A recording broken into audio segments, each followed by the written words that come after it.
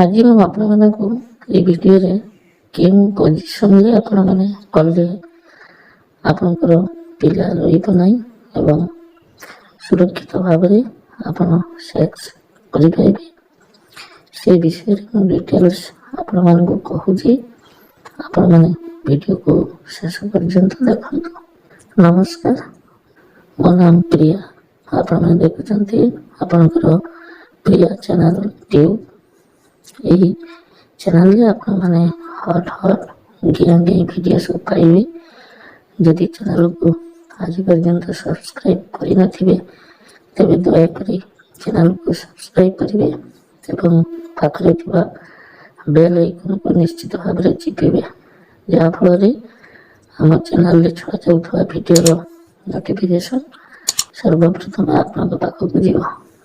ତ ଆସନ୍ତୁ, ମୁଁ ଆଜି ଆପଣମାନଙ୍କୁ এই ଭିଡ଼ିଓରେ କେଉଁ ପୋଜିସନରେ ଆପଣମାନେ କଲେ ଆପଣଙ୍କର ପିଲା ରହିବ ନାହିଁ ସେ ବିଷୟରେ ଆପଣମାନଙ୍କୁ କହୁଛି।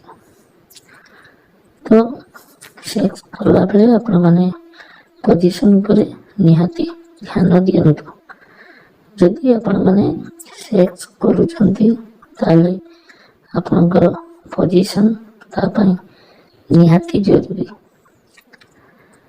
ସେକ୍ସ କଲାବେଳେ ଆପଣମାନେ କଣ୍ଡୋମ୍ କିମ୍ବା ଅନ୍ୟାନ୍ୟ ଔଷଧ ସେବନ କରୁଥିବେ, କିନ୍ତୁ ଏହାଦ୍ୱାରା କ'ଣ ହୁଏ ନା ତାର ସାଇଡ଼୍ ଇଫେକ୍ଟ ରୁହେ। କିନ୍ତୁ କଣ୍ଡୋମରେ ସେମିତି ସାଇଡ଼୍ ଇଫେକ୍ଟ ନାହିଁ, କିନ୍ତୁ ବହୁତ କପଲ୍ କଣ୍ଡୋମକୁ ବ୍ୟବହାର କରିବାକୁ ଅନିଚ୍ଛା ପ୍ରକାଶ କରନ୍ତି, କାରଣ ସେମାନେ କୁହନ୍ତି ଯେ ସେମାନଙ୍କର ଫିଲ୍ ଠିକ୍ ଭାବରେ ଆସୁନାହିଁ ଏବଂ ସାଟିସ୍ଫ୍ୟାକ୍ସନ୍ ମଧ୍ୟ ଠିକ୍ ଭାବରେ ହେଉନାହିଁ। ତେଣୁ ସେମାନେ ଖୋଲାରେ କରିବାକୁ ଆଗ୍ରହ କରିଥାନ୍ତି, କିନ୍ତୁ ଏହାଦ୍ୱାରା କ'ଣ ହୁଏ ନା ପିଲା ରହିଯିବାର ସମ୍ଭାବନା ଥାଏ।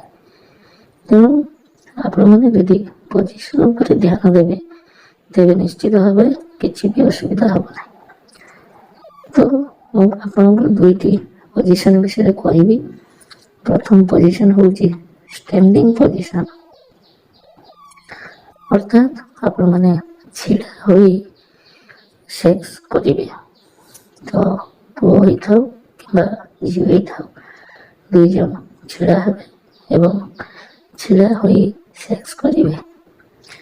ତ ଏଥିରେ କିଛି ବି ଅସୁବିଧା ନାହିଁ। ଝିଅ ପିଲାକୁ ଆପଣ କାନ୍ଥ ପାଖରେ ଆଉଜି ଛିଡ଼ା କରାଇବେ ଏବଂ ତାର ଗୋଟିଏ ଗୋଡ଼କୁ ଟେକି ଆପଣ ଆପଣଙ୍କ ଦାଣ୍ଡକୁ ତା ଭିତରେ ପଶାଇବେ ଏବଂ ଆରାମରେ ଆପଣମାନେ ୟାଙ୍ଗି ହେଇପାରିବେ। ଏବଂ ଏହି ପୋଜିସନ୍ ବହୁତ ସୁନ୍ଦର ପୋଜିସନ୍। ଏହି ପୋଜିସନ୍ରେ ଆପଣମାନେ ୟାଙ୍ଗି ହେଲେ ଏଥିରେ ଆପଣଙ୍କର ପିଲା ରହିବ ନାହିଁ। ତାପରେ ହେଉଛି ଦ୍ୱିତୀୟ ପୋଜିସନ୍। ଦ୍ୱିତୀୟ ପୋଜିସନ୍ଟି ବହୁତ ସୁନ୍ଦର, କିନ୍ତୁ ଏଥିରେ ଟିକେ ଖଟଣି ଝିଅମାନଙ୍କର ଅଧିକ ଥାଏ। ତ ମୁଁ କହୁଛି ଶୁଣନ୍ତୁ। ତ ଦ୍ୱିତୀୟ ପୋଜିସନ୍ ହେଲା ପୁଅଟି ତଳେ ଶୋଇବ ଏବଂ ତା ଉପରେ ଝିଅ ରହିବ ଏବଂ ଝିଅ କ'ଣ କରିବ ନା ପୁଅର ବାନରେ ନିଜ ପିଲାକୁ ବସାଇ ତାକୁ ଡେଇଁବ। ଏବଂ ଏହି ପୋଜିସନ୍ରେ କ'ଣ ହୁଏ ନା ଝିଅର ଖଟଣି ଟିକେ ଅଧିକ ଥାଏ, କିନ୍ତୁ এটা ପୁରା ସୁରକ୍ଷିତ।